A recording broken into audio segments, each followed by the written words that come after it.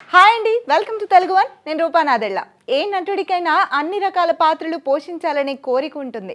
అలా నవరసాలు పోషించే అవకాశం కొందరికే దక్కుతుంది. సాత్విక పాత్రలైనా, హాస్య పాత్రలైనా, విలన్ పాత్రలైనా ఇలా ఏ రకమైన పాత్రలోనైనా జీవించే అవకాశం వస్తుంది. ప్రేక్షకులు కూడా వారు ఏ క్యారెక్టర్ చేసినా ఆదరిస్తారు.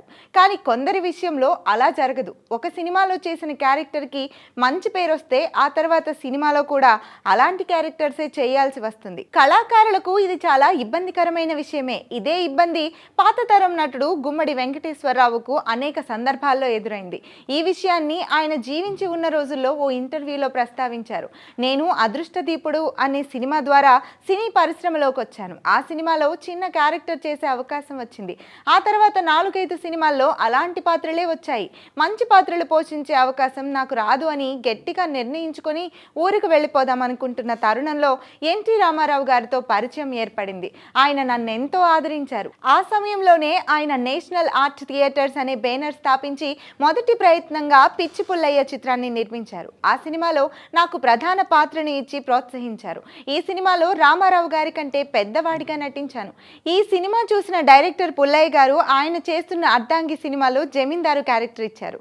ఇప్పటికి నా వయసు 27 సంవత్సరాలే. అందులో నా రెండో భార్యగా నటించిన శాంతకుమారి గారు నాకన్నా 10 సంవత్సరాలు పెద్దవారు. ఈ సినిమాలో నాకు కొడుకులుగా నాగేశ్వరరావు గారు, జగ్గయ్య గారు నటించారు. వాళ్ళిద్దరూ నాకంటే పెద్దవారే. అలా చిన్న వయసులోనే పెద్ద వయసు క్యారెక్టర్లు చేయాల్సి వచ్చింది.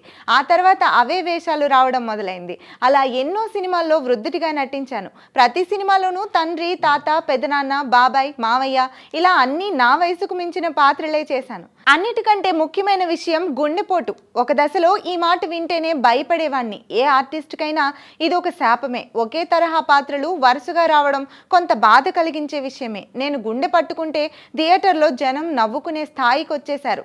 అప్పటి నుంచి ఏ సినిమా అవకాశం వచ్చినా నేను మధ్యలోనే చనిపోతానా లేక చివరి వరకు ఉంటానా అని అడిగి మరీ ఒప్పుకునేవాణ్ణి. ఒకసారి ఒక సినిమాలో నా వేషం గురించి చెబుతూ గుండెపోటుతో మీరు చచ్చిపోతారు అని చెప్పారు. అప్పుడు చచ్చిన చావు చావకుండా చచ్చేన్ని చావులు చచ్చాను. ఇక ఈ చావు నేను చావలేను, నన్ను చంపకండి అంటూ నా మీద నేనే జోక్ వేసుకున్నాను. ఒక విధంగా చెప్పాలంటే అలాంటి క్యారెక్టర్లు చేసి చేసి నాకే విసుగొచ్చేసింది. ఇక జనం మాత్రం ఎంతకాలం భరిస్తారు అంటూ సరదాగా చెప్పారు గుమ్మడి వెంకటేశ్వరరావు.